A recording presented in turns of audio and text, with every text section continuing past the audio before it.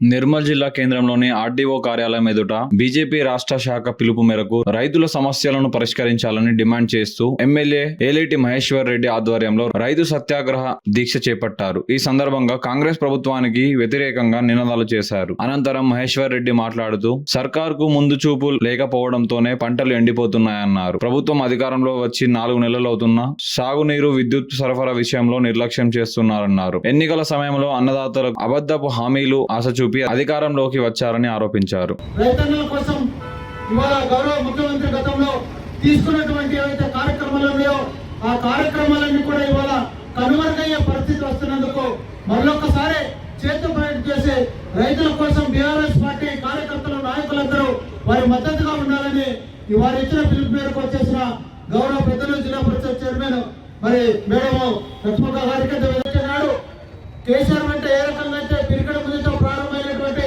ఈ ఉద్యమం ఇవాళ చాలా మంది కూడా అనేక చౌకలు పేదలు మాట్లాడుతారు. మీరు ఎవరు కూడా ఆశ్చర్యపడకండి. మనకు మీద మన మహంతమైన వ్యక్తి పోరాట యోధులు కేసీఆర్ ఉన్నారు. వారికి అండగా మీరు ఇవాళ తరలి వచ్చినందుకు మీకు అందరికీ కూడా పాదవందనాలు తెలియజేస్తున్నాను. ఇప్పుడున్న పరిస్థితి, రాజకీయ పరిస్థితుల్లో నిర్మల్ మరి మొదటి పరిస్థితులు మీకు అందరూ తెలుసు.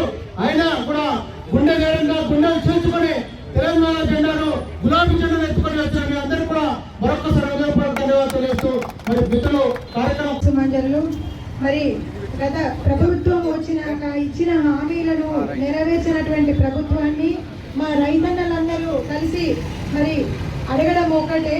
ఎందుకంటే రైతులు ఉంటేనే రాజ్యం అన్నది మనమందరం కూడా వ్యవసాయ కుటుంబాల నుంచి వచ్చిన వాళ్ళం, ఆ కష్టం తెలిసిన వాళ్ళం కాబట్టి మేము అడిగేది ఒకటే. మరి అప్పుడు ఇచ్చిన హామీలు చాలా ఉన్నా మా రైతన్నలకు ముఖ్యంగా వచ్చే మరి అటువంటి పంట పండించిన రైతులకు 500 చొప్పున బోనస్ ఇస్తామన్నారు. అలాగే రైతులకు 2 లక్షల రైతు రుణమాఫీ అన్నారు. మరి అందరు రైతులకు రైతు బంధు పథకం కూడా వర్తించే విధంగా మరి ఉండాలని, అలాగే ఎండిపోయిన పంటలకు కూడా 25,000 చొప్పున మరి ఇవ్వాలని కోరుకుంటూ, ఎందుకంటే మరి ఇచ్చిన హామీలు ఎన్నో ఉన్నా ప్రభుత్వము మరి ఈ హామీలను మా రైతన్నలకు మరి ఇవ్వాలని, అలాగే ఎంతో కష్టపడి తెచ్చుకున్న తెలంగాణ ఈ చిన్న పిండి మీద గీతలు గీయడం, ఆ గీతలు కూడా ఈ ప్రభుత్వానికి రావడం లేదు. మరి ఆ గీతలను చక్కగా పొడిచినట్టయితే మరి మా రైతన్నలు నష్టపోకుండా మరి ఇవన్నీ కార్యక్రమాలు కూడా చేయాలని మరి కోరుకుంటున్నాము.